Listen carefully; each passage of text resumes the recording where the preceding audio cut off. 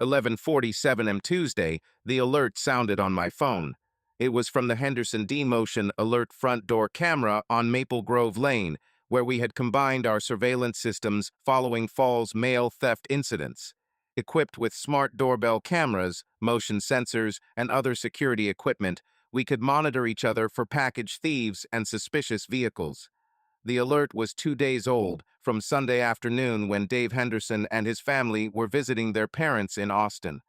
Out of habit rather than worry, I clicked through the app. Likely it was a delivery driver or neighbor checking on the house. The timestamp displayed 2:34 p.m. on March 3rd. The video began, showcasing Dave's immaculate front entrance with its stone pillars and gas lamps. A figure emerged from the driveway, avoiding the camera's gaze, seemingly male, of average height, donning a hoodie on an unusually warm 70-degree day. He probed the doorknob before shifting toward the side window. Minutes later, he vanished around the house's corner at the back. I sat up alertly. This wasn't your typical delivery driver. The subsequent footage began autoplaying. 2:41 p.m. interior hallway camera. Once more, the hooded figure was seen traversing Dave's residence, opening cupboards, examining rooms. Audacious. Foolish. Dave had a robust security system, and a veteran at home defense took it seriously. I sent him the clips. "I've captured something on your camera from Sunday. Reach out." 30 seconds later, my phone rang. "I hope that isn't what I think it is." Dave's voice echoed the restrained tension of someone attempting to maintain composure in public. "An intruder breached your house at 2:41 p.m. on Sunday. I have clear footage from multiple angles. Shall I compile everything and present it to the police? I won't leave Austin until tonight. Could you retrieve all the recordings? I'll submit a report as soon as tomorrow." He paused before asking, "Did they steal anything significant? I can't access the internal cameras remotely due to system issues. It's been acting up. Give me an hour and I'll pull everything from your cloud storage and examine what's available." This is a matter of professional courtesy among neighbors who prioritize security. I assisted Dave in setting up his system last year, so I have admin access for troubleshooting purposes. I never expected to use it for an actual burglary. I opened my laptop and logged into Dave's security account. His system was remarkable, with 12 cameras covering every entrance, the garage, hallways, and main living spaces. I started downloading Sunday's footage, focusing on the time frame between noon and 6 p.m. to encompass the entire incident. While the files were transferring, I reviewed my own security footage from Sunday. My house is diagonally across from Dave's, providing a clear view of his driveway and part of his front yard. At 2:28 p.m. on Sunday afternoon, I believed I'd spotted the suspect's car. I swiftly scrolled through the footage at 4x speed. Ordinary neighborhood activities such as joggers, dog walkers, and children on bikes were visible. However, a silver sedan pulled into Dave's driveway that seemed suspicious. I halted and zoomed in. The vehicle had Texas plates, was clean, but lacked any notable identifying marks. As the driver's side door opened, my heart sank. It wasn't an ordinary burglar, it was my wife. Paralyzed, I watched her walk towards Dave's front door, wearing a pencil skirt, blouse, and heels. She carried an oversized purse and what seemed to be a super lockbox key. She glanced around nervously before unlocking the door and going inside. The timestamp read 2:29 p.m. on Sunday, the same time she had texted me about meeting a client to show a property in Frisco. I swiftly switched back to Dave's interior cameras, comprehending why the burglar had seemed familiar due to their movements and build. I replayed the hallway footage, frame by frame. At exactly 2:43 p.m., my spouse was spotted walking through Dave Henderson's house, carrying 2 wine glasses and a bottle from our home's wine rack. She moved comfortably, as if familiar with the layout, having been there previously. She placed the glasses on the kitchen counter, opened the wine, poured, and then glanced at her phone before heading towards the rear of the house, toward the master bedroom. At 2:47 p.m., a different figure emerged in the hallway footage, a male, younger, with an athletic build. He wasn't wearing his hoodie this time. Instead, he was in jeans and a fitted t-shirt. He passed by the camera en route to the kitchen, picked up both wine glasses, and followed the same path as my wife. I immediately recognized him, Tyler Morrison, Dave's roommate. The man Dave had spoken about renting his spare room to for the past 10 months. He was 28 years old, supposedly saving money for a fitness studio, helping with expenses after Dave's wife suggested they needed additional income. Twice I encountered him, each time finding him about to depart for the gym as I dropped by to discuss tech matters with Dave. I slipped into a chair, my hands quivering. The room seemed to sway slightly. I compelled myself to steady my breaths, to think logically as a cybersecurity analyst instead of emotionally as a spouse. Information, proof, chronology, confirm before taking action. I activated Dave's camera recordings from 8 months prior when Tyler was said to have moved in, sifted through weekday afternoons, seeking that silver sedan in the driveway. It resurfaced. March 1st, 2:15 p.m. my wife's car. February 27th, 1:45 p.m. same vehicle. February 22nd, 3 p.m. February 15th, 2:30 p.m. I drafted a Python script to examine the footage more effectively, highlighting any occurrence of that license plate. Set it running and ambled to the kitchen, filling a glass with water, hands trembling. Our wedding portrait adorned the wall. 9 years together, we'd been married for 9 years. The script completed. 47 matches found. Over the past 8 months, my wife's car visited Dave Henderson's residence 47 times during weekday afternoons. I accessed our shared family account to verify her work schedule. I cross-referenced the dates and found discrepancies. February 15th property showing, February 22nd client meeting, February 27th open house prep, March 1st broker training. Despite these claims, she was actually present at every one of those dates. I reviewed the CCTV footage for February 15th. Her car arrived at 2:31 p.m. Skipping through Dave's interior cameras, I spotted her at 2:36 p.m., dressed in a robe I didn't recognize. Tyler emerged from the bedroom at 2:38 p.m. without a shirt. They conversed in the kitchen, laughed, and consumed wine until 2:45 p.m., when they disappeared towards the bedroom. My wife's car departed at 4:53 p.m., with a duration of approximately 2 hours and 22 minutes. I randomly selected another date, February 8th, where her car arrived at 1:47 p.m. and left at 4:12 p.m. The pattern recurred: wine, conversation, bedroom, departure. Methodical, standard, reassuring. I prepared a spreadsheet outlining each visit's details: date, arrival time, departure time, duration. The average stay was approximately 2 hours and 38 minutes. The briefest was 93 minutes. The longest was 4 hours and 6 minutes, which coincided with a Friday afternoon when I had supposed she was attending a company retreat in Houston. My phone vibrated. A message from my spouse. Late return due to showing a property in McKinney. Expected home by 7. I looked at the clock, 4:23 p.m. I examined the live feed from Dave's cameras. Her car was parked in his driveway. I placed the phone gently aside, picked up my laptop, gathered evidence systematically, similar to how I handle client security audits. Timestamps, screenshots, license plate verifications, calendar inconsistencies. I arranged it all neatly into a presentation, just as I would for a corporate breach analysis. By 6:45 p.m., I had everything. 47 documented visits, 112 hours of accumulated footage. Consulting her work schedule, it revealed client appointments and real estate viewings that coincided with her presence at Dave Henderson's residence. At 7:03 p.m., her car parked in our driveway. From my office window, I observed as she retrieved her purse, phone, and maintained a professional demeanor. She had reapplied her lipstick in the car and tidied her hair. Upon entering through the garage door, she called out apologetically, "I'm sorry I'm late. That property had numerous problems. It took a long time to document everything for the seller." I concluded my work, shut down the laptop, and ventured to greet her in the kitchen.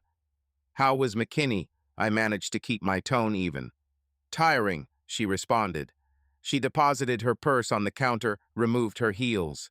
Despite working in a 3-story house with faulty air conditioning, she was perspiring through her blouse by the end.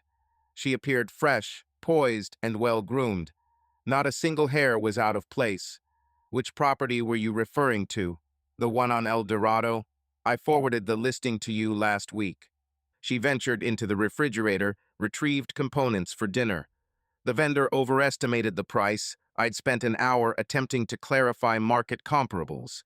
I swiped on my phone, launched a real estate app, scoured active listings in El Dorado and McKinney. No entries under her name, no properties in that region within her brokerage's inventory. Could you provide the address? I inquired. What? She was preparing vegetables, not looking at me. The one on El Dorado. I want to check the listing. It hasn't been published yet. Pre-market consultation. She transferred the vegetables to a pan, drizzled olive oil. Are you considering investment properties once more? Simply inquisitive. The kitchen resonated with the sound of sizzling vegetables, the aroma of garlic and onions. Ordinary. Domestic. She hummed as she cooked, questioned me about my day, hinted that her parents intended to visit the following month. Observed her enacting the routine of married life, a dance I recognized, and contemplated her reenacting casual intimacy with Dave Henderson in his room that afternoon. Pondered Tyler Morrison, aged 28, jobless, residing free of charge in an extra bedroom, while engaging in amorous activities with married women for amusement and unspecified benefits from the relationship. Reflected on Dave Henderson, my neighbor and friend, who entrusted me with his security system access, oblivious to the fact that his roommate was sabotaging 2 marriages concurrently. You seem pensive tonight, she commented, serving dinner. Tiring day. Just mulling over a client's problem. I accepted my plate, settled at the table. Difficult security breach. Time-consuming to identify all the access points. I'm confident you'll find a solution. You always do. She flashed me a smile from across the table, the same one that had captured my heart a decade ago. You excel at uncovering secrets others try to keep hidden.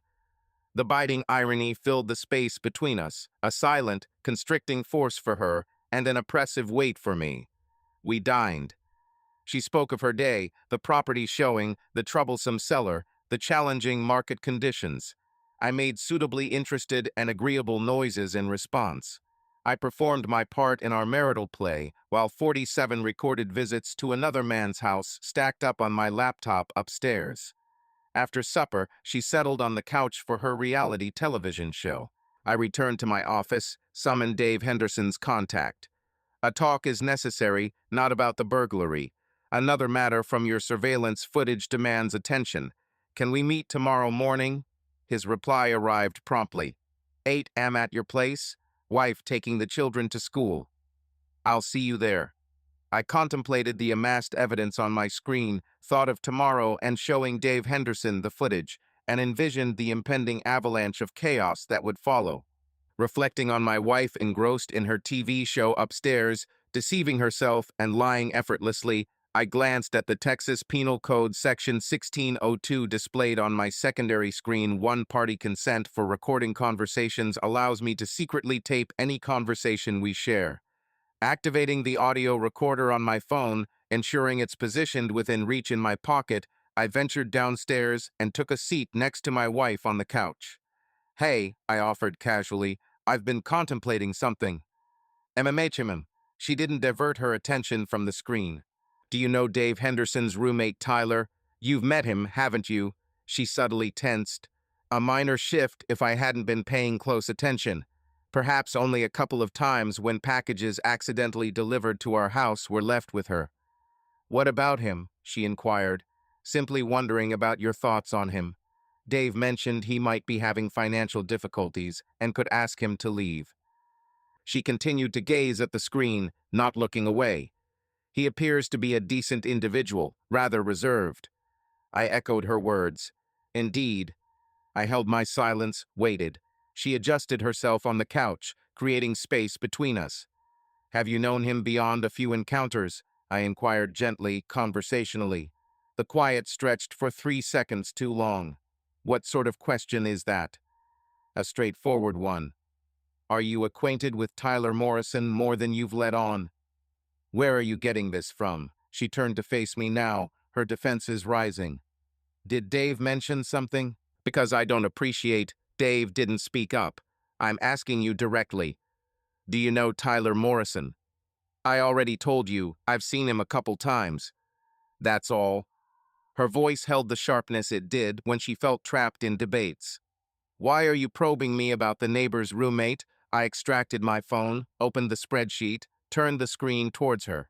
47 occasions within the past 8 months. Your car has been spotted at Dave Henderson's residence, and each visit took place during weekday afternoons for about 2 to 3 hours, a pattern consistent with when you should be attending property showings or client meetings.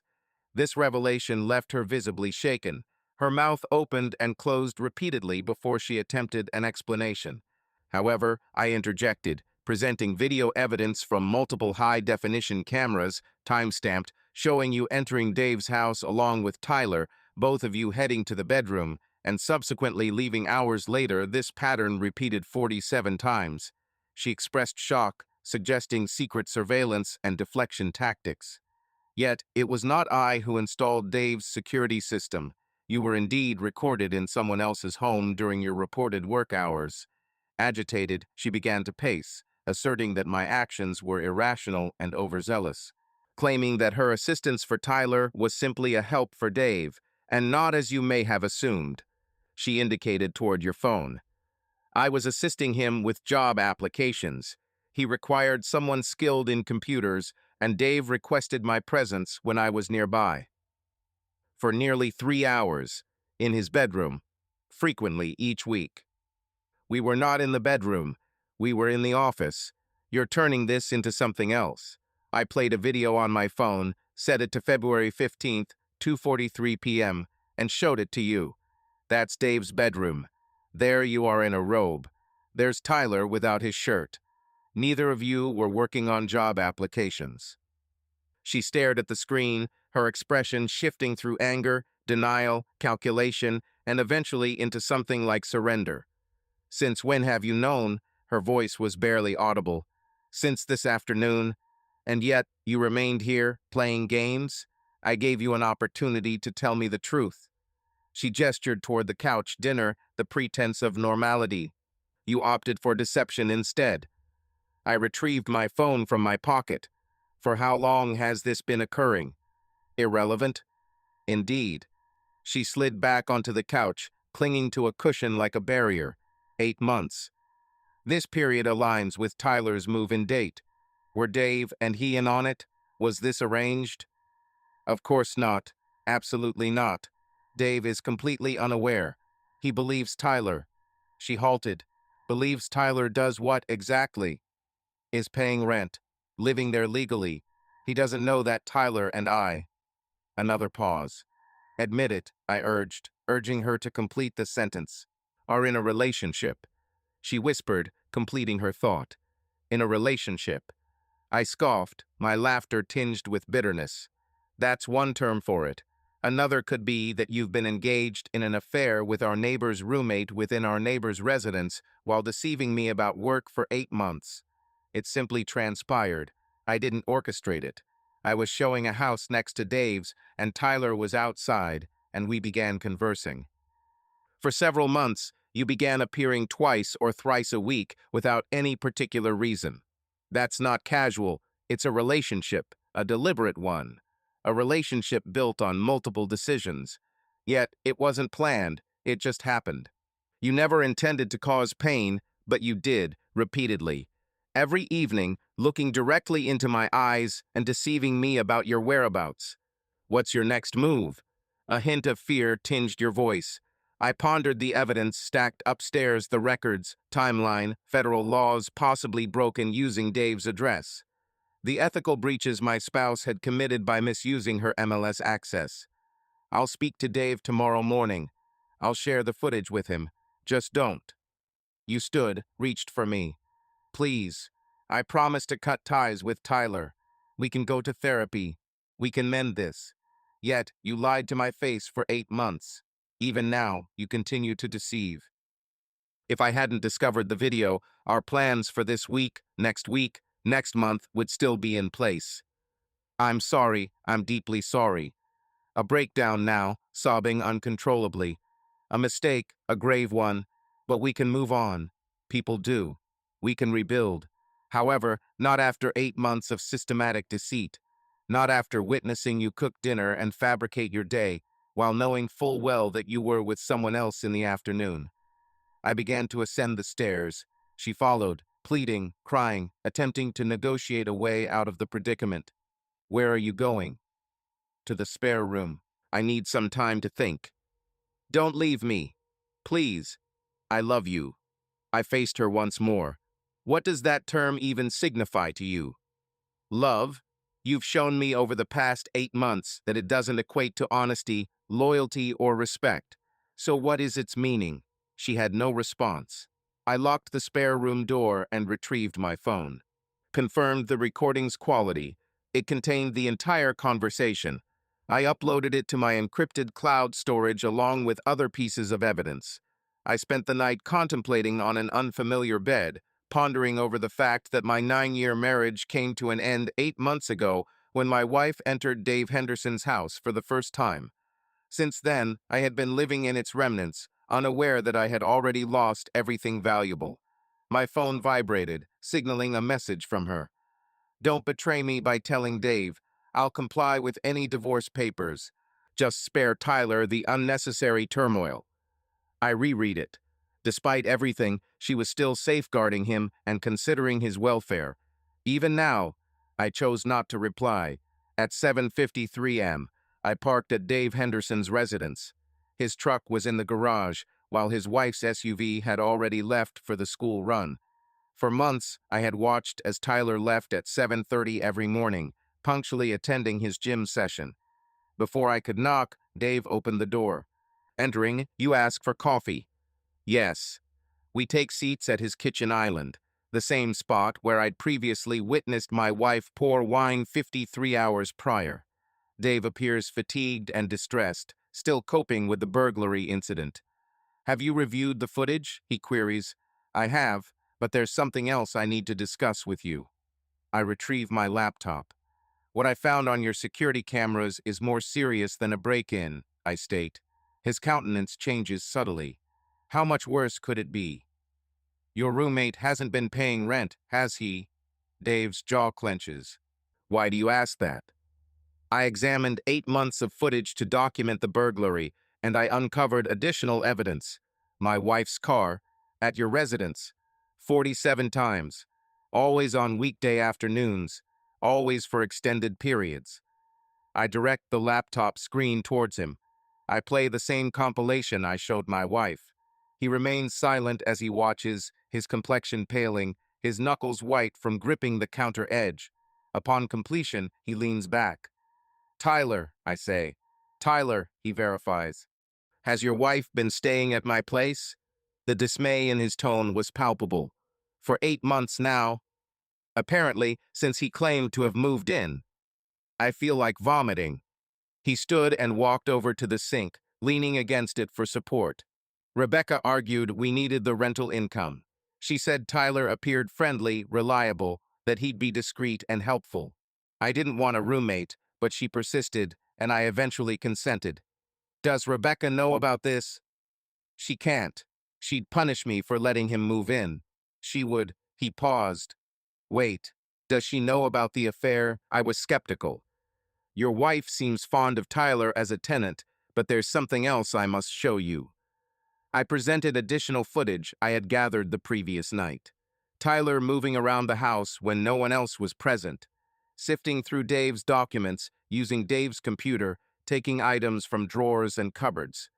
He's been stealing from you, I said, trifling things like cash from your wallet and Rebecca's jewelry. Review this. Footage from 2 weeks ago showed him. It was Tyler Morrison secretly photographing your office documents such as tax returns and insurance papers. Initially, he appeared shocked, but soon his expression transformed into anger. That's because you discovered he had been living rent-free, sleeping with married women, and stealing from you. However, it turns out to be even worse. I performed a background check last night. Tyler Morrison has a criminal history in Colorado, including fraud and identity theft. He served 18 months and moved to Texas after getting out 2 years ago. He's done this before targeting homeowners, gaining access to their homes, and exploiting the situation. Rebecca had conducted the background check when we rented to him. She claimed it was clean. But he's using a modified version of his name on your rental agreement, Tyler J. and Morrison. His criminal record is under Tyler James Morrison, close enough to pass casual examination, but different enough to bypass automated background checks. Dave grabbed his phone and said he would call the police immediately. Hold on, I placed my hand on his arm. Prior to taking action, it's crucial you comprehend the extent of the situation. This isn't merely about theft or infidelity. Over the course of last night, I delved into Tyler's actions. He's been exploiting your address for unemployment benefits applications, credit card applications, and insurance claims. What? I retrieved the relevant documentation. Look at this. A 6-month-old unemployment claim addressed to your house. He's receiving benefits while pretending to be jobless, but he's secretly earning money as a personal trainer. That's federal fraud. But how did you? I'm a cybersecurity consultant. I know how to track digital traces. Tyler has been careless and overconfident. He's posted on social media about working, getting paid, living comfortably, all while portraying poverty to the authorities. I presented him with more evidence. He's opened 3 credit cards using your address, none in your name. He's too clever for that. He's using your home as his residence, establishing credit, subsequently maxing out credit cards, and allowing them to go into collections. The lawsuits stemming from this will be directed at your house. Dave trembled. How much is it? A total of $47,000 spread across 3 cards, all spent within the last 8 months. I'm going to kill him. No, you won't. You'll let the law handle it. I presented additional documentation. I've also uncovered evidence suggesting he's dealing prescription medications. It's minor, but it catches federal attention in combination with the fraud and identity theft. How far does this extend? Beyond what you'd prefer to know. Your security footage shows him bringing numerous women to your house, not just my wife. I count at least 4 different women over the past 8 months, all during work hours when you and Rebecca are absent. All of them appear to be married, as indicated by their rings. I displayed the timestamps for him. He's following a pattern, focusing on married women in the neighborhood. Wife providing funds discreetly. My wife handed him money. I discovered ATM transactions on our joint account that correspond to his visits. Here and there, 500, 300. She's been supporting him. Dave rose, went to the window, gazed at the immaculate lawn. Rebecca must not learn about this. The affair, yes, but not the additional details. Not allowing a criminal into our household. Not giving him keys and access to our lives. She will discover it when the authorities investigate. Then we must manage how she finds out. I need time to think. You don't have time. Tyler might be tampering with evidence as we speak. He could have already realized that I accessed the security system and is planning to flee. Dave faced me again. What should I do? Initially, secure your documents. All personal information such as social security numbers, bank accounts, medical records. Secure them immediately. Secondly, change all your passwords. Every account, every login. 1. In the third step, reach out to your bank and credit card providers, informing them about potential identity theft. Then, you should consult a lawyer specializing in identity theft and fraud, as they can guide you through both criminal and civil matters. Since Tyler is going to jail, you intend to sue him for every recoverable penny. As for your wife, she has already sought a divorce attorney yesterday, with an appointment scheduled this afternoon. She misused her real estate license for the affair, which is unprofessional conduct. Furthermore, she used marital funds to aid Tyler, committing financial fraud. Consequently, she may lose her license, career, and everything accumulated during your partnership. Despite the tumultuous situation, you maintain a focused demeanor rather than being calm. Now, your primary focus is gathering evidence and constructing a solid case. Emotions will come later. Ensure that when things unravel, and they will, I have all the necessary evidence to shield myself and incriminate them. Dave gave a slow nod. As the military expert and tactician, I should be able to handle this without emotion clouding my judgment. But it's personal for both of us. However, I've spent 20 years in cybersecurity learning to separate emotional involvement. I can treat this as a data breach.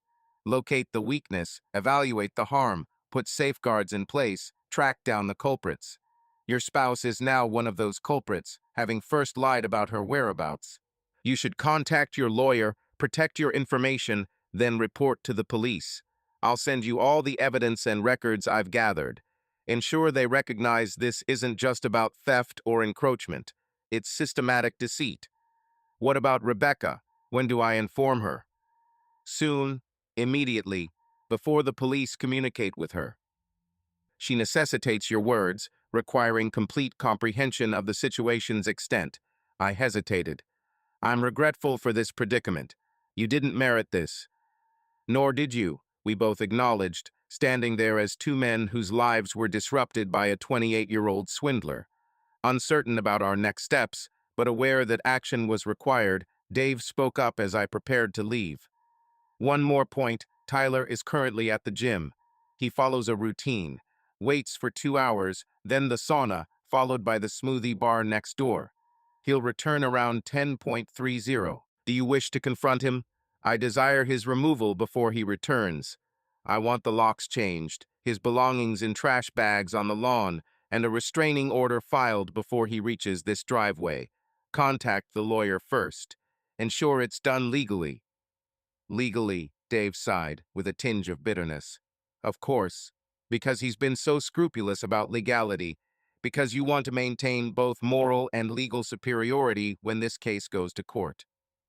Avoid providing him any grounds to assert that you breached his tenant rights or damaged his property.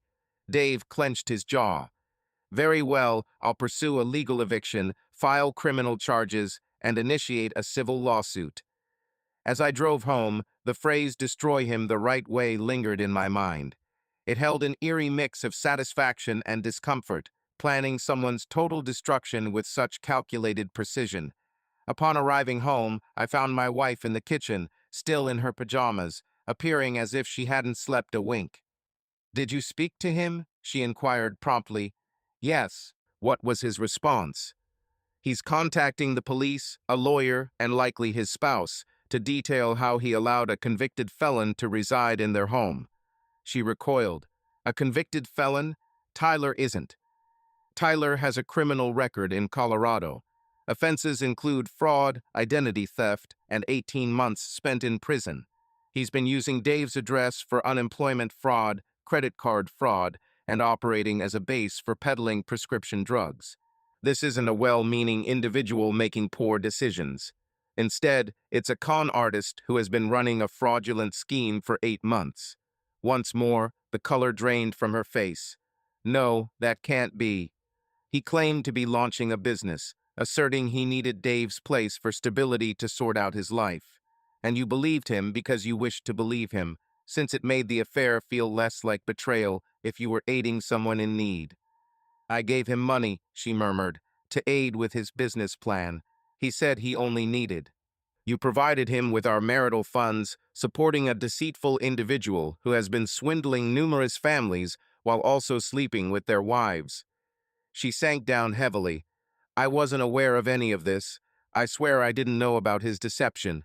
But you were married. You knew you were lying. You knew you were exploiting your real estate access to gain unauthorized entry into properties. You were fully aware of every single thing you were doing wrong. You hadn't realized you were being exploited by someone more malicious than yourself, a realization that momentarily startled my tone. Yet she remained unfazed, merely listening, shrinking with each word. "What occurs next?" she inquired. "Now, you contact your broker, acknowledge the property access violations, resign before termination and investigation by the Real Estate Commission. That's my livelihood. That's everything I've strived for. You should have considered this before using your master key to enter client properties for personal purposes. Such actions can result in immediate license revocation without notice. They don't need to discover it. They will learn because I will inform them." Furthermore, when the police investigate Tyler, they will summon all evidence, including footage of you entering properties during periods supposedly dedicated to client viewings. Your broker will swiftly deduce your unprofessional conduct, potentially ruining my career. You've brought about the downfall of your own profession. I'm merely ensuring there are fitting repercussions. She looked at me with an expression that was a blend of malice and despair. What about us? What about our union? I laid the divorce documents my lawyer had delivered earlier on the kitchen counter, separating us. Our relationship has been over for 8 months now. You simply didn't inform me. She gazed at the papers without touching them. So abruptly, 9 years, and you terminate it like this. I was finished since yesterday afternoon when I saw the footage. This is merely the paperwork catching up to the truth. If I refuse to sign these documents, then we proceed with a contentious divorce. I present all the evidence of your infidelity, financial mismanagement, and professional wrongdoings. The judge rules in my favor, awarding me everything. You stand to lose more if you delay signing and negotiate fairly. Fairly, she scoffed, her laughter tainted. It's you who has been ruining my life, and now you expect me to accept this as just. She herself was the one causing it. Every time she went to Dave's house, every lie about her location, every time she used our money for Tyler. I'm not punishing you. I'm merely preventing any further harm to myself. Grabbing the divorce documents, her hands trembled. I need time to go through these, to get my own legal representation. You have 72 hours to respond. I suggest you make good use of that time. I departed, leaving her with the divorce papers and headed back to my office. Opened my email, crafted a message to the Texas Real Estate Commission detailing all evidence of my wife's property access violations, meticulously time-stamped and cross-referenced with her work schedule. My finger hesitated above the send button. This would bring an end to her career permanently. No real estate license, no professional standing, no income beyond what she could earn in a new profession. Pursuing this course of action would dismantle her career, yet I contemplated compassion. Was damaging her profession merely for revenge justified? Then thoughts about the deception struck me, the calculated lies, the orchestrated fabrications, her sitting across from me at dinner last night, weaving intricate tales about property visits that never transpired. I clicked send. The ensuing morning was a whirlwind of phone calls and paperwork. My lawyer, a litigation expert named Maximus Cross, scrutinized the evidence and let out a low whistle. "This is remarkable," he said over a video call. "I've never encountered such meticulous documentation of an affair. The timestamps, the footage, the financial records. Essentially, you've conducted most of the investigation for me. You're the ideal client for a prosecutor. Most people come to me with suspicions and a few text messages. You've amassed evidence sufficient for a federal case." He paused. "Are you absolutely certain you wish to proceed so vigorously?" Occasionally, the spouse who has been wronged may seek reconciliation later on. However, it is clear that reconciliation is not an option. Instead, I desire a divorce with the greatest possible financial security for me and the most significant repercussions for her. In Texas, we follow community property laws, but we can argue for an unequal distribution due to the fraud. She used marital funds to support her affair partner, which is a squandering of shared assets. We can determine the total amount she gave to Tyler, add in the value of her time spent on the affair during work hours, and present a compelling argument for you receiving at least 75% of the marital estate. As for her retirement accounts, they are considered community property, but we can still argue for an unequal distribution. Additionally, she stands to lose her real estate license, which could impact her future earning capacity.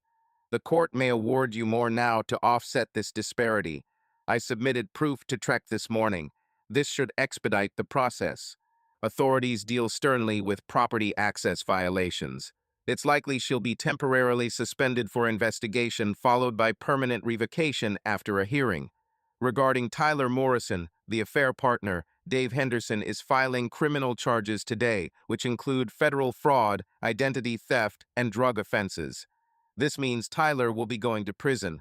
This removes any argument that your wife could make about the affair being coercive or her being manipulated. If he's a career criminal, she can't claim to be a victim. She voluntarily gave him money. The footage indicates no coercion. Rather, it shows her initiating contact, showing up regularly, and even bringing wine and gifts. There was no coercion involved. Moreover, this development only strengthens our case. Now, let's discuss your plan of action. Do you want a swift divorce or prolong the process? I opt for the former. I want her out of my life as quickly and thoroughly as possible. In that case, we can propose a settlement.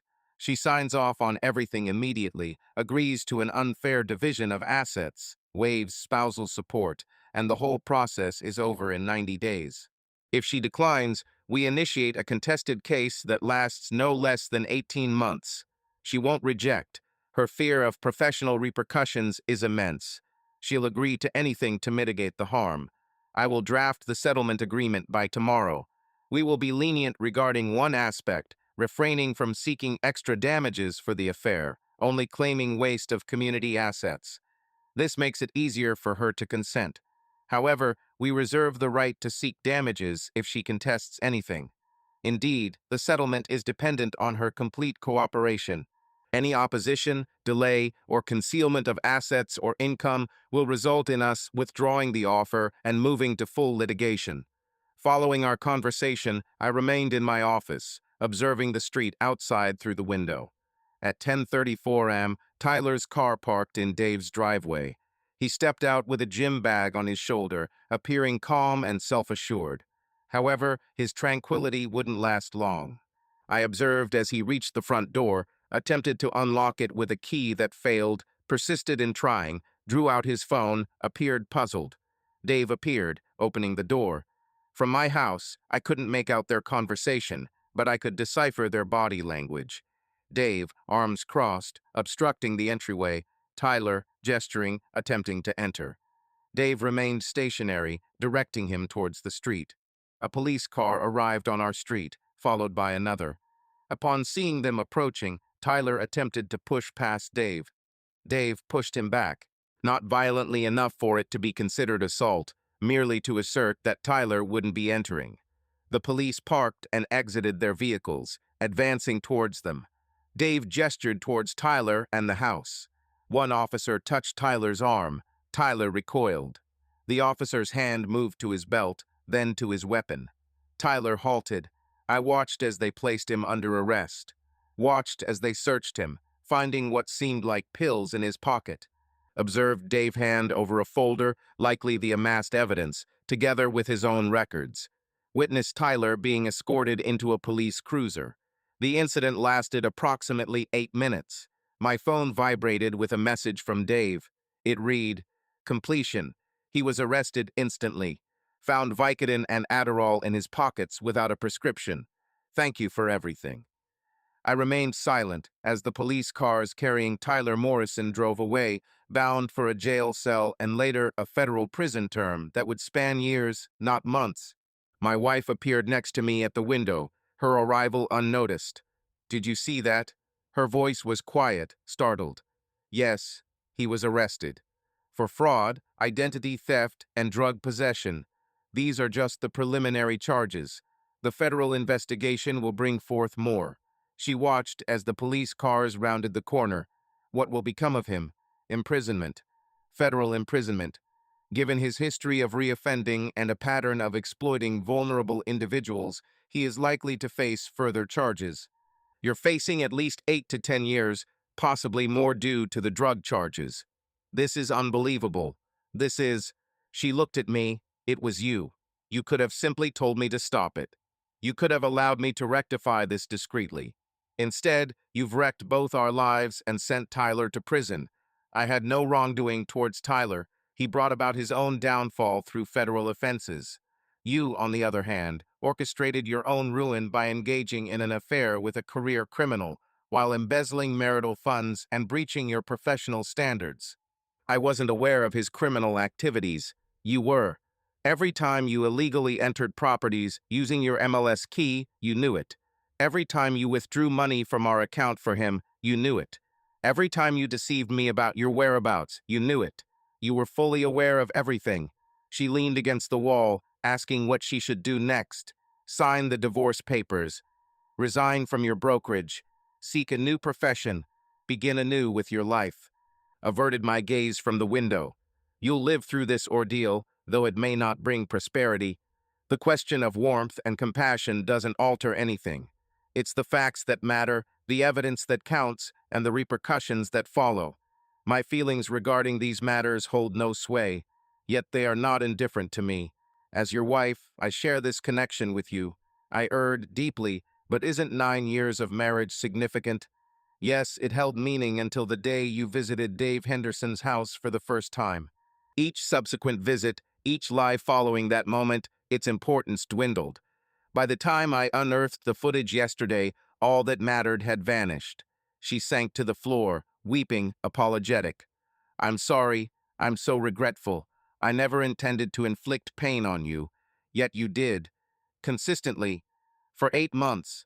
And the only reason your remorse surfaces now is because you were found out. Without the video evidence, she would have been traveling there the following week. I walked past her and descended to the lower level, leaving her sobbing in the hallway of a house destined for vacancy within 3 months. The ensuing 72 hours were consumed by deliberate devastation. My wife consented to the divorce agreement without giving it a thorough read. Her lawyer, hastily hired and evidently overburdened, suggested she sign it. I retained 75% of the marital property, while she received 25%. No alimony was granted, neither would she have any claims on future income. She maintained her car and personal belongings.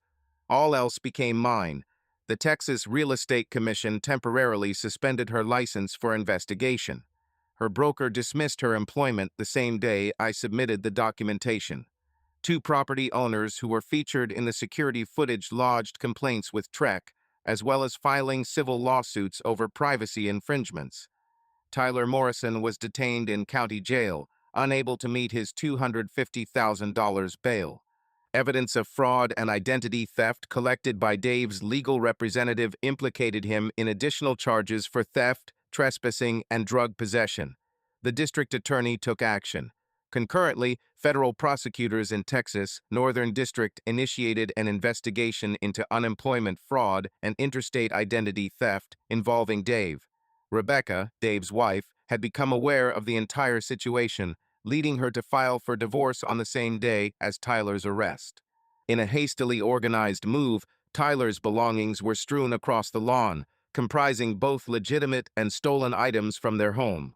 Rebecca took decisive action, changing the locks, hiring a high-caliber lawyer who made Dave's attorney appear inadequate, reminiscent of a public defender. The neighborhood found itself embroiled in turmoil. 4 women confessed to affairs with Tyler following his arrest, adhering to a consistent pattern. They were all married, encountered him during the daytime, and provided him with funds. 2 of them had exploited their professional access to properties. One functioned as a house cleaner, while another was a home inspector. Both now face potential professional repercussions. From my office, I observed events unfold, meticulously recording each occurrence and compiling evidence for expanding files. On day 4, my lawyer contacted me, stating the district attorney aimed to discuss a case against Tyler and required my testimony regarding the surveillance footage and timeline analysis. I agreed to cooperate fully, as they were also curious about my wife's involvement, investigating whether she knowingly participated in the fraud or was merely an affair partner. She provided him money, but I don't believe she was aware of the identity theft or unemployment fraud. She's liable for adultery and professional misconduct, not criminal conspiracy. My lawyer added, "It's not generous, it's accurate. I don't want her charged with crimes she didn't commit. I just want her out of my life." This phrase resonated with me. She's lost enough already. After our conversation ended, I contemplated these words. Lost enough already. In 4 days, she lost her career, marriage, reputation, and financial stability due to decisions made over 8 months. Despite expecting satisfaction, vindication, or justice, she felt vacant and hollow, like a victor in an unwanted contest. The phone buzzed with a message from her wife. "Can we talk, please?" She ignored it initially, but another text followed. "I signed everything. Did everything you asked. Can we at least have a conversation?" Her response was terse. "There's nothing left to say. There's everything to say. 9 years of marriage doesn't end without dialogue. It does when one person lies for 8 months. Please, I need closure."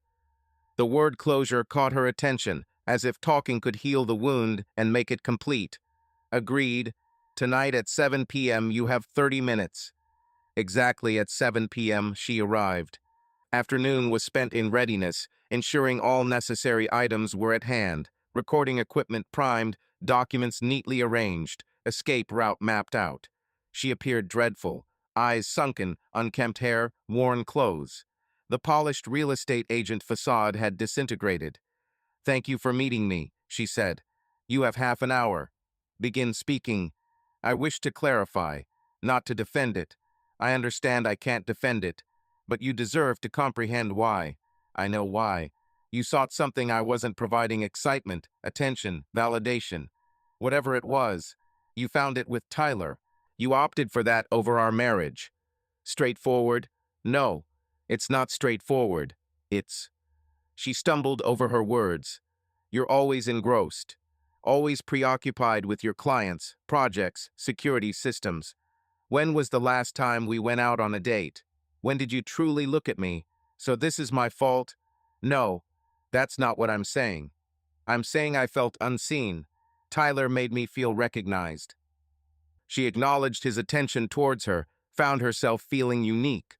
She was led to believe he manipulated you, a deceitful swindler with past offenses. He targeted your wealth, accessibility, and susceptibilities for exploitation, possibly or likely so. In the heat of the moment, it didn't seem like manipulation.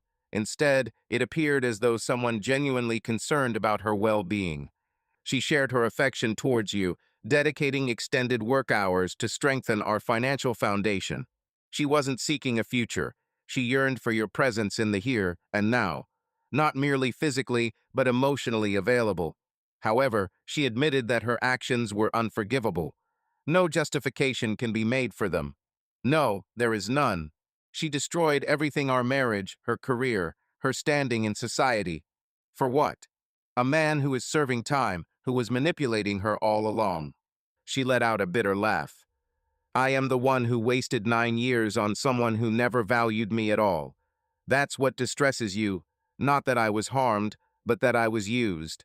It distresses me that I caused you harm. Of course it does. But my pain doesn't take precedence over yours. I recognize that you were hurt as well. I understand my actions towards you, how I breached your trust, and it fills me with remorse. It also pains me to acknowledge my own foolishness, my blindness in not seeing what was happening. You didn't wish to see it either, as acknowledgation would have implied accepting mistakes, easier to believe the illusion. You're correct in your assessment. I craved the fantasy. I desired to believe that I was exceptional, that this was a grand romance rather than an unseemly affair with a criminal. I look at you now and apologize sincerely. I'm sorry for hurting you, for deceiving you, for ruining what we had. What do you seek from me in return? Forgiveness? I'm unsure. Perhaps simply an acknowledgement that we once shared something genuine, that it wasn't all a sham from the start. I've contemplated this, our early years of marriage, before the distance, before the work obsession, before the loneliness that led me to another's embrace. Initially, there was authenticity between us, before work consumed me and you sought validation elsewhere. There was a genuine connection at one point. Could we possibly? She cut off. Forget it. Ask it. Can we ever be friends? Later on, when this isn't so painful? No. The indifference in my response seemed to wound her more than anything else I'd said. Why not? Because friendship demands trust. Trust relies on honesty. You showed that you cannot deliver either. I can maintain civility if we cross paths in public. I can remain professional if we need to discuss finalizing the divorce. But friendship, that's out of the question. So you're essentially erased from my existence. You were my spouse, someone who systematically betrayed me for 8 months, someone I must expunge as much as possible from my life so I can progress. She rose. I suppose this is our farewell then. Indeed, it seems so. She approached the door, hesitated with her hand on the knob. In essence, my wish is that you find a person worthy of you, someone who values the stability you offer and doesn't require constant affirmation.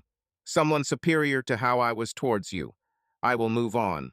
Following her departure, I remained in the tranquil solitude of what is now my home, no longer ours, grappling with the definitive end of our 9-year journey. It concluded without fanfare or violence, simply a recognition of our failed union and irreconcilable differences. My phone rang. It was Dave Henderson. Hello, I'm checking in to see how you're coping. I'm managing. We had the final conversation. It went as smoothly as possible under the circumstances. Tomorrow, Rebecca and I are meeting our lawyers for mediation before progressing to divorce proceedings. He sighed. Apparently, she's still resentful towards me for allowing Tyler to stay with us. Understandably so. You weren't aware. I should have been. I'm supposed to be the cautious one, the mindful one. Instead of keeping him out, I allowed a swindler into my home due to my wife's desire for rental income. He was proficient at his craft, deceiving numerous families. You're not the only one easily deceived. We sat in quiet understanding, two men whose lives had been shattered by the same person, finding unexpected solace and shared experience. I've been contemplating, Dave said, about the security footage, about how if we hadn't had those cameras, we would have remained oblivious. We would have continued living our lives, being betrayed, while Tyler carried on as he pleased. Ignorance can be bliss until it leads to destruction. Indeed, that's the essence. So I've been speaking with the other neighbors, the ones whose wives were also involved.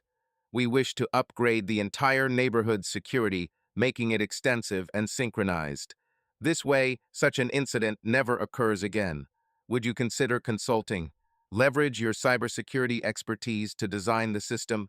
I will compensate you at your usual rate. I have given it thought.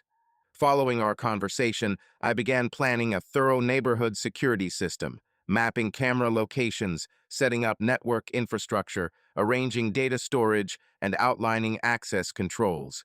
Immersed in these technical intricacies, I found solace in problems with definitive solutions, contrasting the chaotic human events of the previous week. 3 weeks passed, marking the end of my marriage.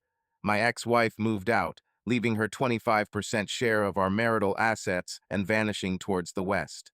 I didn't seek her location, nor was I interested. Tyler Morrison faced indictment by a federal grand jury on charges, including mail fraud, wire fraud, identity theft, theft of government benefits, and drug distribution. His court-appointed attorneys suggested a plea bargain, reducing his sentence from 20 years to 12 with cooperation.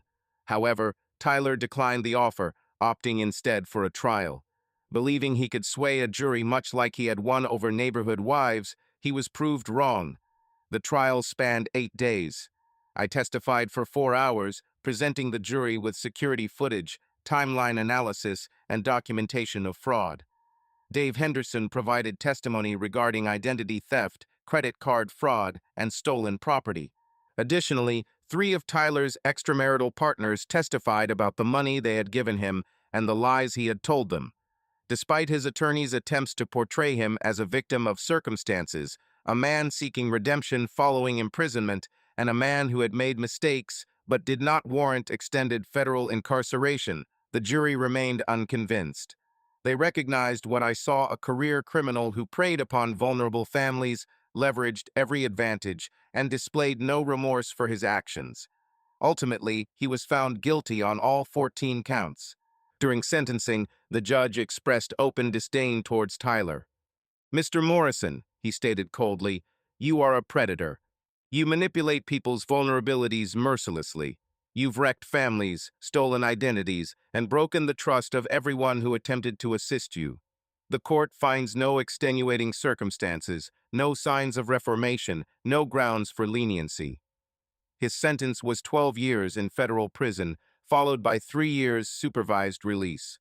The identity theft charge mandated an additional consecutive 2 years under federal sentencing regulations, totaling 14 years. He was ordered to repay $380,000 to his multiple victims and forfeit all assets, including the $47,000 gained from credit card fraud. Tyler displayed no emotion, only gazed straight ahead as they escorted him away in handcuffs. I felt nothing watching him leave. No triumph, no retribution. Just the hollow realization that justice had been administered and it failed to rectify anything. My ex-wife was present in the courtroom. She was summoned as a witness, but ultimately didn't take the stand. Her affair didn't pertain to the criminal accusations, but it did influence the timeline. She wept quietly from the back pew as the verdict was pronounced. I chose not to engage with her. Exiting the courthouse, I resumed my life, piece by piece reconstructing from the ruins. My cybersecurity firm expanded threefold. It seemed that a consultant capable of meticulously detailing an affair leading to federal convictions was in great demand.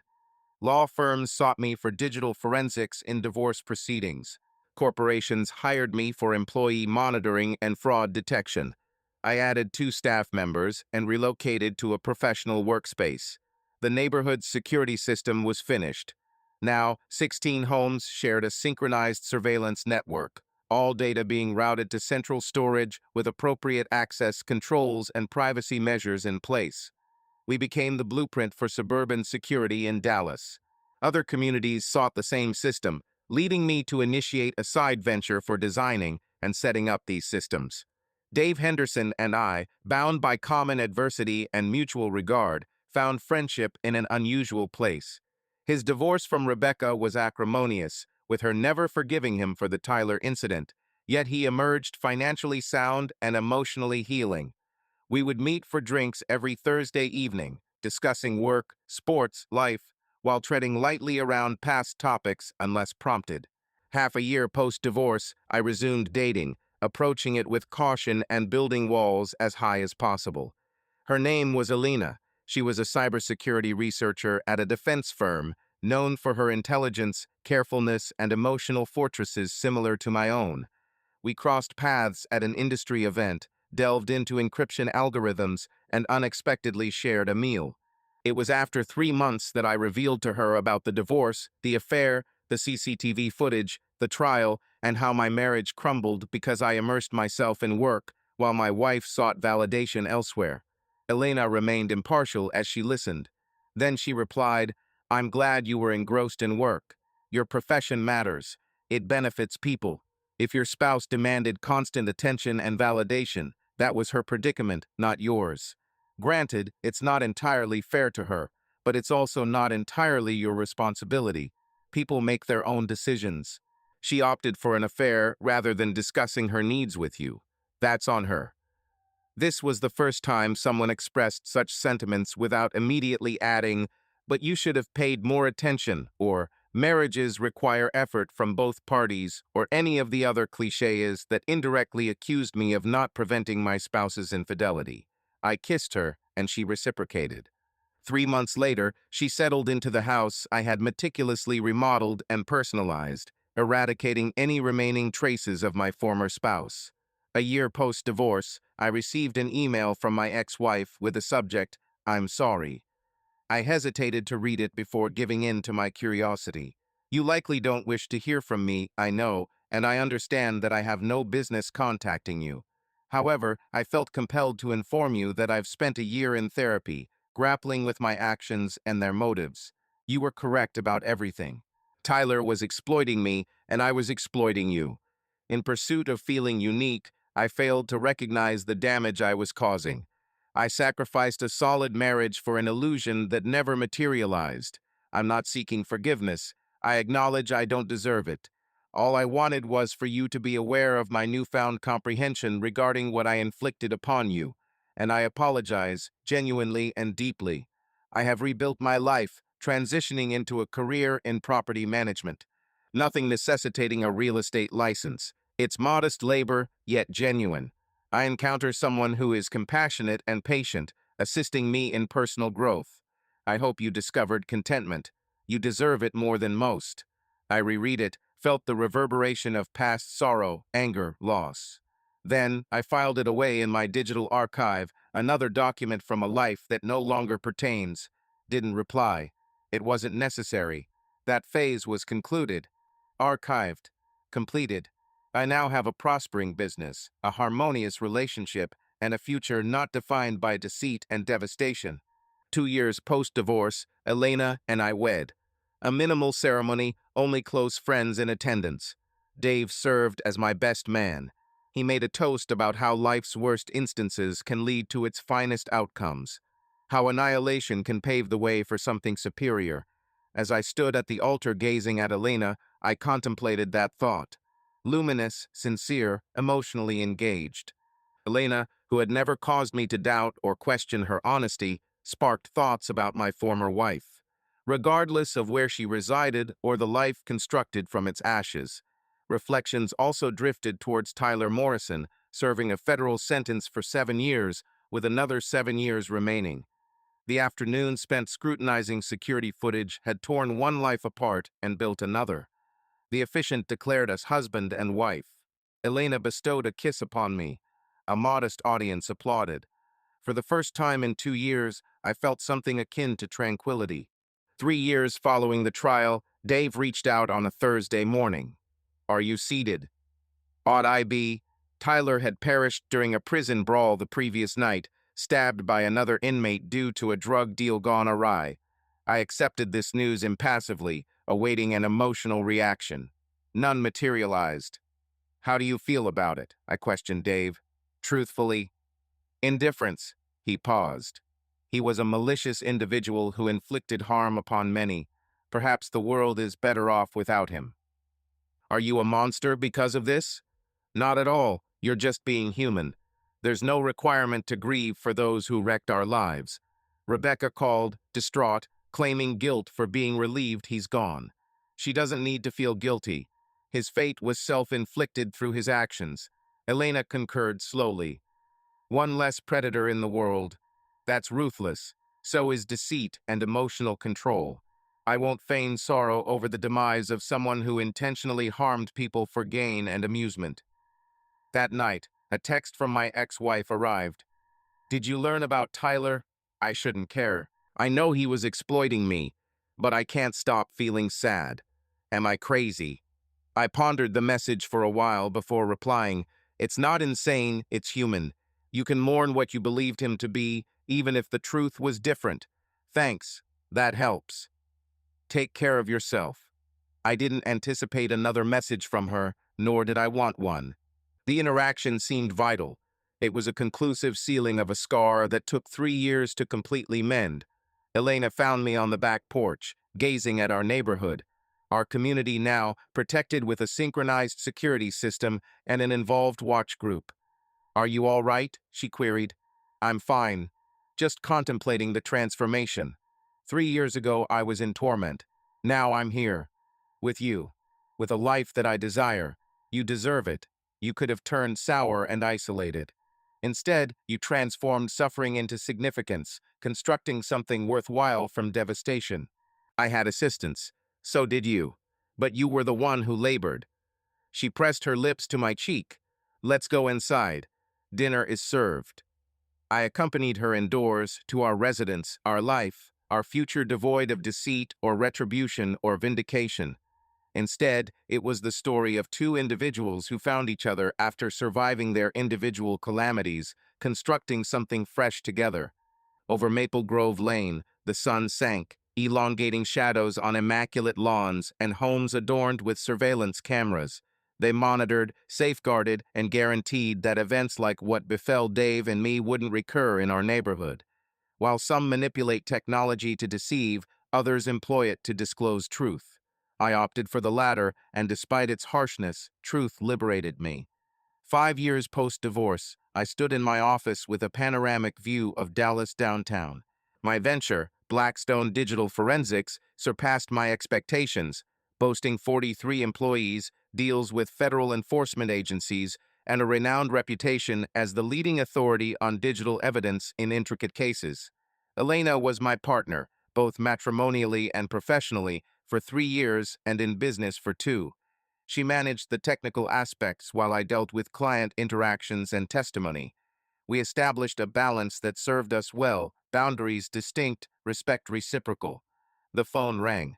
My aide. There's someone waiting for you, claims it's private. His name is Dave Henderson. Allow him entry. Dave appeared haggard, a hint of military rigidity in his slouch. Dark shadows under his eyes. What's the issue? Rebecca is remarrying, an investment banker she met socially. They've been engaged for 8 months. All right. And she's relocating to New York with him, taking the children. I instantly grasped the situation. She can't do that without a court verdict. She's filed already. She argues the move is for career advancement, better prospects, superior education for the kids. My lawyer thinks she has a solid case. What do you require? I need evidence showing she's doing this to retaliate against me, to take the children away due to lingering resentment over Tyler. I need the kind of proof you excel at uncovering. I hesitated. Dave was my friend, but this was unlike tracking affairs or fraud. This was a custody dispute, a father's access to his offspring. You asked me to uncover the truth about your ex-wife. If she's truly pursuing her career, I can accept that. But if she's exploiting the children for malicious purposes, disguising it as a career opportunity, then I want to confront this situation using all available resources. This isn't about cybersecurity. This is a matter for private investigation. Please recommend someone trustworthy who can handle this properly.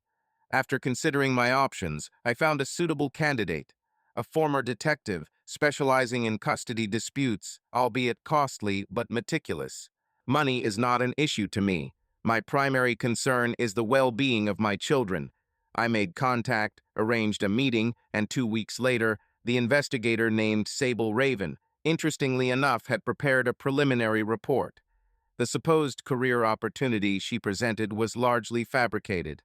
The New York job, she claimed, was entry-level and offered less pay than her current position.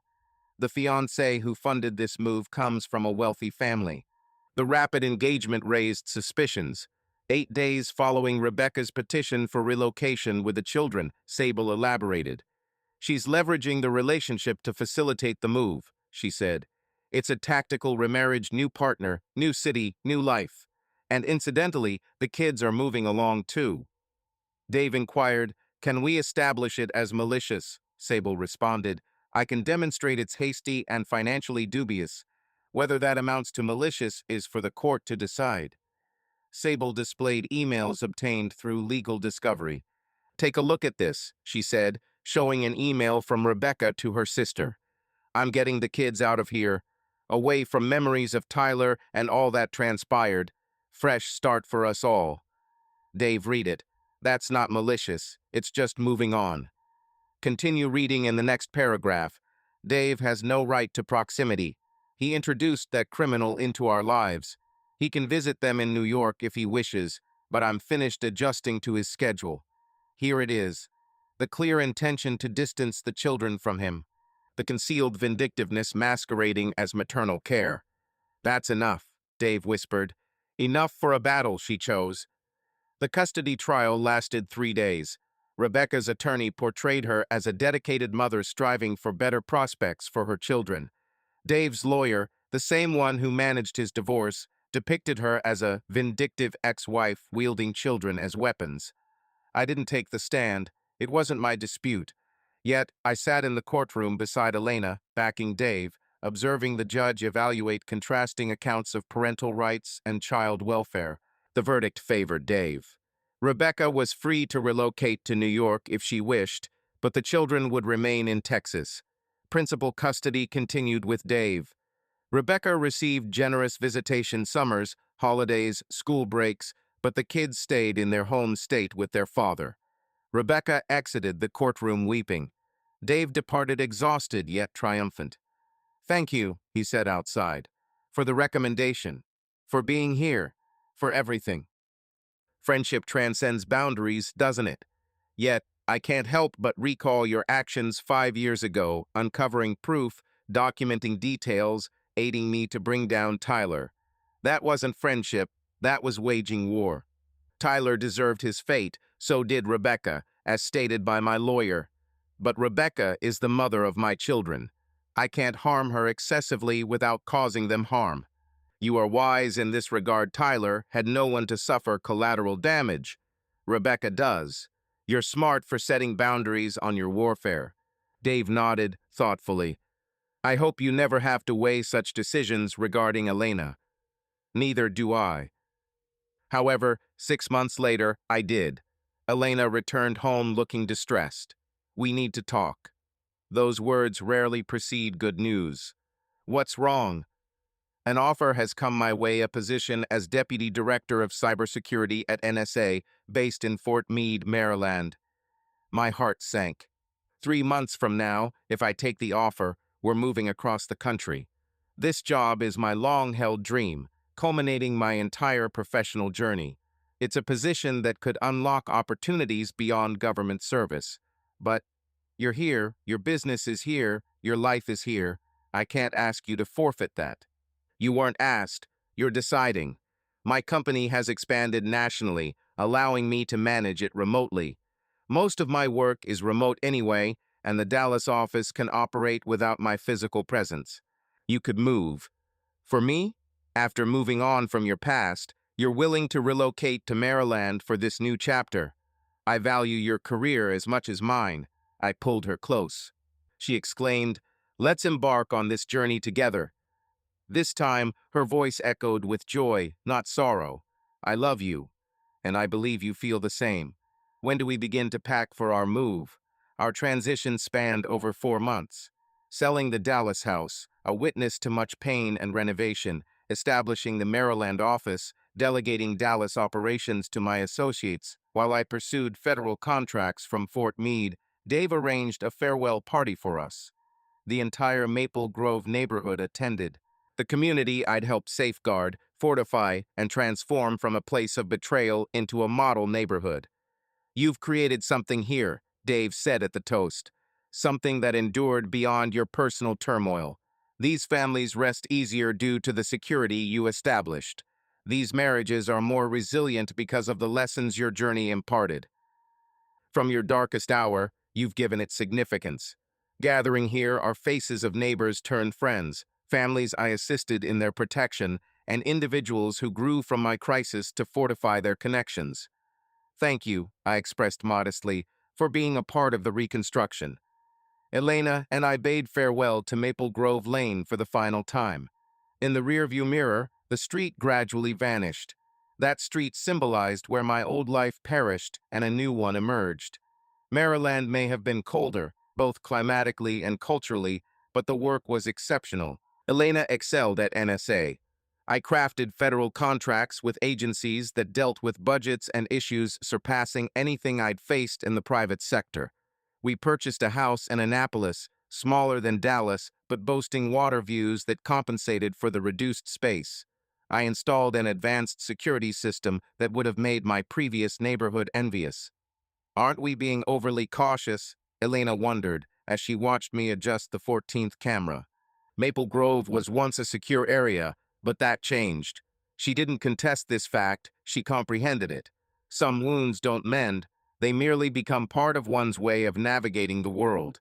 2 years into living in Maryland, I received a call from an unknown number in Texas. I picked up cautiously. Hello? Are you Michael Blackstone? The voice was female and young, unsure. Who's asking? My name is Luna Castellanos. I used to be associated with Tyler Morrison before he went to prison, before everything. My grip tightened on the phone. What do you need? I'm writing a book. About Tyler, about his actions, about the pattern of manipulation. I want to interview you. You were the one who brought him down. I had gathered evidence. The legal system was what brought him to justice. But you initiated it. You found the footage. You linked the dots. You ensured he faced punishment. Without you, he would likely still be out there, ruining lives. Tyler was the one who ruined himself through his decisions. You confirmed those options were clear to see. May I conduct an interview with you? I really need to, as I wish to recount the entire tale, not just about Tyler, but also the families he harmed, the institutions he abused, and the signs that went unheeded. After some contemplation, you responded. Why? At 19, I encountered him. He was 26, charismatic, attentive, everything I desired at the time. Over a span of 8 months, he manipulated me, took funds from my parents, persuaded me to pilfer from my college fund. By the time I discerned his true nature, I had lost everything. I'm not seeking pity, I'm seeking justice. He is deceased now, so legal justice isn't feasible. However, I can ensure that his story serves as a cautionary tale. Isn't that valuable? It could be. Will you agree to the interview? I glanced at Elena, who had been listening in on our conversation. She subtly nodded her approval. For one interview, not exceeding 2 hours, you will utilize my account accurately and without sensationalism. I promise. Thank you. 3 weeks later, we met in a Baltimore coffee shop.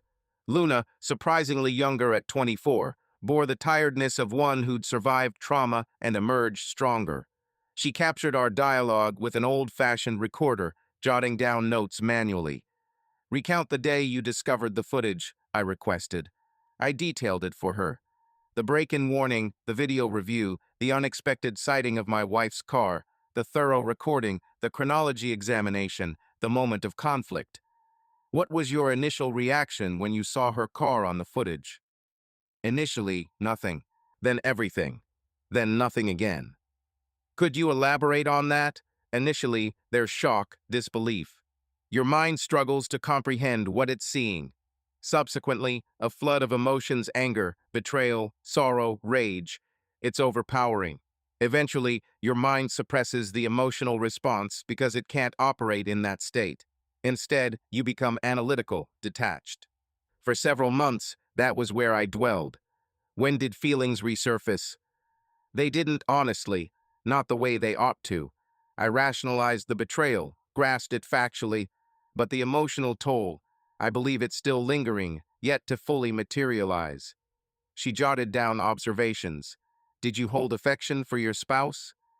Indeed, deeply so, until the instant I beheld that recording. Then it was as if a switch had been flipped. The affection ceased. It was replaced by the urge to document, to verify, to safeguard myself. Isn't that abnormal, isn't it? To lose affection for someone so swiftly. I'm uncertain what's typical in such situations. I understand that when someone deceives you over months while looking you straight in the eye and lying, something fractures within your mind. The person you loved no longer exists. They never did. You were in love with a fantasy. Reconciliation was never contemplated, not even for a fleeting moment. Why? Because reconciliation necessitates trust. Trust relies on honesty. She demonstrated a lack of integrity, a straightforward equation. Luna examined me closely. You seem remarkably logical about something that ended your marriage. It's my survival strategy. Emotions are information. Analyze the data, draw conclusions, act accordingly. If I allowed myself to be consumed by emotions, I wouldn't have endured. Do you believe that's healthy? I consider it practical. Whether it's healthy is something for my therapist to decide. Are you in therapy? Everyone who experiences something like this should be in therapy. It's not a sign of weakness. It's preventive care, she nodded, jotting down more points. Tell me about the point when you decided to prosecute Tyler criminally. I didn't decide. I found proof of crimes and reported them. That's not pursuit, that's duty. But you could have simply reported the affair, divorced your wife, and moved on. Instead, you meticulously gathered evidence, constructed a federal case, testified extensively. That goes beyond duty. Tyler Morrison was a predator. He had previously carried out such actions in another neighborhood and intended to continue until someone intervened. I possessed the abilities and proof required to halt him. So I did. Was it retaliation? It was justice. What's the difference? Retribution is emotional, disproportionate, personal. Justice is systematic, proportionate, communal. Pursuing revenge would have been punishing Tyler excessively for his crimes. Pursuing justice meant ensuring he faced fitting penalties for his actions. Yet, you found pleasure in witnessing his downfall, didn't you? I pondered that question deeply. I experienced a sense of fulfillment as a dangerous individual was being taken out of circulation. I felt validated by the strength of my evidence. I felt at ease knowing other families would be safeguarded. Did I enjoy it? That isn't the appropriate question. The proper question is, would I do it again? And the answer is yes, each and every time. Not because I enjoyed it, but because it was necessary. Luna put down her pen. May I inquire about something confidentially? You may. I might not respond. Do you retain any affection for your former spouse? Love, animosity, anything at all? Nothing. She's a figure from my past, an acquaintance. Much like a forgotten classmate. I hardly recall her. That sounds remarkably detached. It's a defense mechanism. Having feelings for her would give her control over me, something I can't risk. As for your new spouse, do you find trusting her difficult? Not with Elena. Her entire profession revolves around security and safeguarding confidential information, following procedures. She's incapable of the kind of deceit my former spouse was known for, and if she ever betrayed me, I would instantly know. That sounds draining. It's reassuring. We both appreciate verification, evidence, trust, but verify. We're both survivors of betrayal. Her ex-lover cheated on her with her best friend. In a shared tongue of cautious doubt, Luna wrapped up her jottings. One final query remains. If given the chance to travel back a day before you stumbled upon the footage with your current knowledge, would you alter anything? I pondered over it deeply, contemplating our 9-year union, the gradual drifting apart, my work fixation, and the emotional chasm that allowed room for my spouse to validate her infidelity. I'd balance work and family life more, be more attentive, minimize marriage vulnerabilities. However, fundamentally, no. As the individual who resorts to marital issues by having an affair is not someone I can mend through increased attention. She would have found another excuse, another justification. The betrayal was imminent. I merely wasn't aware of it yet. That's grim. That's pragmatic. After a span of 3 months, Luna forwarded me an early edition of her book, The Surveillance Trap: How One Man's Digital Savvy Exposed a Suburban Predator. I devoured it in one go. She had recounted the tale truthfully. Tyler's strategy of manipulation, the numerous families torn apart, and the subsequent legal battles. My part was significant, yet not heroic. Instead, it was meticulous, comprehensive, resolute. Elena glanced at it as I read. You make yourself sound like a machine. For months, I was a machine. It was the only way to cope. Are you still? I asked, turning towards her. What do you believe? I believe you've improved. You're still cautious, still analytical, but there's warmth present now. You smile more. You occasionally unwind. You're not always on edge, expecting trouble. That's because you trust me. I don't trust easily, but I trust you. I know. And it's not something I take lightly. She kissed me. Fancy sailing tomorrow. Let's forget about Tyler, books, and old wounds for a while. I'd like that, I replied. The following day was spent on the Chesapeake, wind in our hair, sunlight on the water. Nothing but the current moment. No cameras, no records, no evaluations. Two individuals who endured separate calamities and subsequently encountered each other found themselves in this shared predicament. One particular night, a vision of the old residence on Maple Grove Lane manifested itself in my sleep. Within this dream, I was meticulously installing surveillance cameras, ensuring they covered every conceivable angle to prevent any unforeseen incidents from escaping documentation. However, despite the numerous cameras installed, there remained persistent blind spots, areas where deceit could lurk undetected. Upon awakening, I found myself drenched in sweat. Elena, lying beside me, had been awake for some time. Had you been troubled by nightmares? Or was it the recurrence of old wounds surfacing, desire to discuss it, not particularly, a craving for tranquility and simple coexistence? Yes, I can manage that. We lay in silence, basking in our shared solitude, two individuals bearing physical and emotional scars who had learned to carry on. 7 years post-divorce, Dave made contact with news. Rebecca is getting divorced once more. The investment banker was discovered to be a compulsive gambler, draining their finances. She's returning to Texas. How are the children? They're thriving. In fact, they've been primarily under my care for 3 years now. Rebecca's thriving, excelling at school, mentally sound. You've been contemplating an apology to her for allowing Tyler into the household, for not conducting a thorough background check on him, thereby triggering this calamity. Don't. Why? Because Tyler isn't your responsibility. He deceived everyone. He had a criminal history of committing similar acts as those he inflicted upon you. An apology implies you did something wrong. You didn't. You were his victim, like everyone else. But I invited him into the home. Rebecca acknowledged this. She advocated for it, in fact. If anyone should apologize, it should be mutual. But honestly, Tyler is accountable for his actions. Not you. Not Rebecca. Not any of the others he manipulated. Do you truly believe that? I know that. I've spent 7 years examining what occurred, why it happened, and who holds what responsibility. Tyler bears all the blame. Everyone else merely experienced the aftermath. Does this include your ex-wife? Including her. Her poor decisions that led to our marital breakdown, were facilitated by Tyler's manipulation. Although she is accountable for the affair, Tyler orchestrated a predatory scheme that made it possible. Such an interpretation is accurate, yet I harbor no forgiveness and no excuse for her actions. However, I recognize their distinct roles, one of weakness, the other of predation. They are two different entities. After our conversation ended, Elena inquired about Dave's purpose. I clarified Rebecca's return and his urge to apologize. Will you get in touch with your former spouse after 7 years? No, why would I? For resolution, forgiveness, progression. I've moved on for the past 7 years, closing that chapter upon finalizing the divorce. Forgiveness hinges on her asking for it, and I don't believe either of us desires such a dialogue.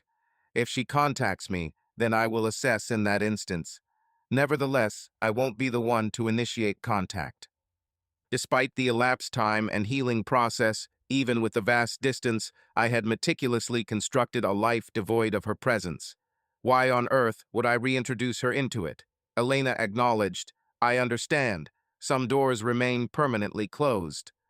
9 years post-divorce, a decade passed uncovering the affair, an invitation arrived by mail. A tangible envelope, premium cardstock. My ex-spouse was remarrying. I scrutinized the invitation, trying to comprehend her motivation for sending it. We had no communication beyond legal documents concerning the final financial settlements for years. Elena peered over my shoulder as she read it aloud. Are you planning to attend? Are you sincere? Perhaps it's an olive branch, a signal that she's moved on and wishes for you to acknowledge her happiness? Or maybe it's a remorseful gesture, seeking forgiveness through your presence, smile, and congratulations. Attempt to make her believe everything's all right, everyone's content, no harm inflicted. You think she's so calculating? I believe people desire to perceive their past errors as inconsequential. The most straightforward method to believe that is to persuade the person they harm to appear and act like nothing's amiss. So you won't be attending. I won't be going. I tossed the invitation aside. Didn't respond, didn't even acknowledge it in any way. 3 weeks later, my ex-wife phoned. I nearly didn't answer. Her number was still listed as do not answer, but my curiosity prevailed. Hello? Hi, I wasn't sure you'd take my call. I almost didn't. I wanted to discuss the wedding invitation. I never heard from you about it. That's because I'm not attending. Pause on the line. May I inquire as to why? Because I have no intention of celebrating your matrimony. We aren't friends, we aren't family. We were married until you shattered that bond. Your marital happiness is none of my business. That's blunt. It's truthful. I extended the invitation as I wished for you to observe my progress, to notice that I've changed, that I've rectified past errors and constructed something improved. Well done, that doesn't necessitate my presence or approval. I assumed perhaps enough time had elapsed for us to potentially what could we have been? Friends, ignore the past events, exchange pleasantries at your wedding as if we were long-lost college comrades who drifted apart.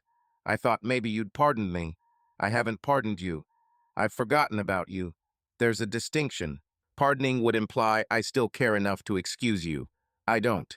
You're merely someone from my past who imparted valuable lessons regarding trust, proof, and validation. You remain aggrieved.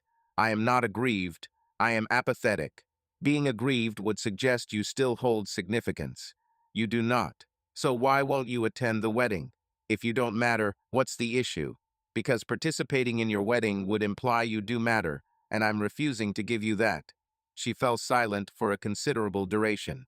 I acknowledge my mistake and the pain I caused. I've expressed remorse before, but it's sincere this time. I'm truly sorry for what transpired between us. Fine. Is that all you need? Just fine. What else do you require of me? To accept your apology? To forgive? To understand? None of that's necessary. You're sorry, I hurt you, that's the essence. Have you ever pondered over our past, the good years before they crumbled? No, not once. Not at all. Those memories have been tainted by what followed. The good times were established on a shaky foundation. Reflecting upon them would be like appreciating a building's design while disregarding its instability. That's tragic. That's self-protective. I've constructed a new life on solid ground. I don't feel the need to dwell on an unsteady past. Are you truly content? Yes, indeed. I'm pleased for you. You deserve joy, she paused. I hope one day you can perceive that I do as well. I already see it. I just don't care about it. Your joy or sorrow holds no significance to me. You have the liberty to construct any life you desire. I won't be a part of it in any form. That's clear. I won't reach out again. Fine, it went as well as anticipated. She sought absolution. I provided detachment. Do you believe there's worth in forgiveness? Not for me. Forgiveness signifies continued emotional involvement with the past, ongoing reconciliation, and processing. I've reached a resolution. The matter is settled. She holds no significance to the resolution. Yet isn't maintaining this resentment more painful than her actions? I harbor nothing. I merely opt out of her narrative of redemption. She wishes for my presence, a smile, proof that she's overcome her errors. I'm under no obligation to offer such validation. Elena contemplated. Indeed, your healing doesn't necessitate involvement in hers. Precisely. 11 months and 10 days following the disclosure of the affair, I appeared before Congress. The Senate Intelligence Committee sought insight into optimal procedures for digital proof in national security investigations, given my experience working with federal authorities. Being versed in the intersection of monitoring, privacy, and legal proceedings due to my work, I testified. A senator inquired during my testimony, Mr. Blackstone, your proficiency in this field is based on personal experience, isn't it? A domestic surveillance case resulting in criminal convictions. That's right, Senator. I can discuss the moral implications of employing private monitoring for personal motives. I can elaborate on my actions and their rationale. I obtained security camera footage, having legitimate administrative access, unearthed illegal activities, and reported them to law enforcement. The surveillance was not for personal reasons. It served as standard home security that inadvertently recorded evidence of criminal acts. In your divorce case, I employed that evidence to safeguard my financial interests and expose potential fraud. This use of evidence is legitimate. The criminal investigation was exclusively managed by law enforcement based on their own investigations. Are you concerned about fostering a culture of constant surveillance, leading to a society where everyone's always being observed? I am more alarmed by the creation of a society where criminals feel secure because no one's watching. Security cameras do not restrict the freedom of good people. They prevent bad ones from causing harm. There is a difference. However, we must establish where that line lies. How much surveillance is excessive? The boundary is consent and purpose. Individuals agree to security cameras on their property for the purpose of safeguarding it. Such monitoring can be considered reasonable. Unauthorized and covert surveillance of people without their knowledge or consent for purposes other than security surpasses this limit. Was your wife aware of being monitored? Two individuals were aware of our security system, yet still opted to participate in illegal activities. This isn't an issue with surveillance, it's about judgment. During the 3-hour hearing, I clarified the intricacies of employing digital evidence that balanced individual freedoms and public safety. Upon exiting the Capitol building, Elena complimented me, saying you were thought-provoking rather than humorous. Yes, that was better. We descended the Capitol steps into the Washington twilight. Tourists abounded, snapping photos, marveling at the edifice, praising democracy. You know what strikes me? I remarked. A decade ago, I was a cybersecurity consultant working from a home office. Now I'm presenting before Congress.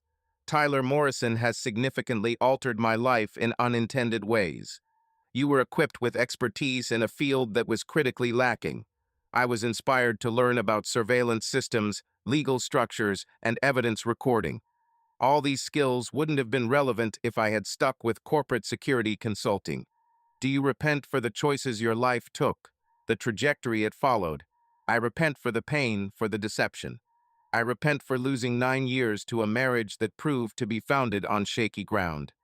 But do I repent for where I eventually landed? No. I constructed something meaningful from ruin. That's significant. It's priceless. We returned to Annapolis in tranquil quietness. The house was dim when we returned, as we had been away all day for the hearing. I opened the door, checked the security system automatically. All secure. All safe. Elena prepared dinner while I went over emails. Routine. Homely. Calm.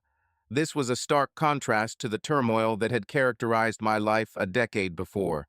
I received an email from Luna. Elena called from the kitchen. The book she penned is being transformed into a documentary.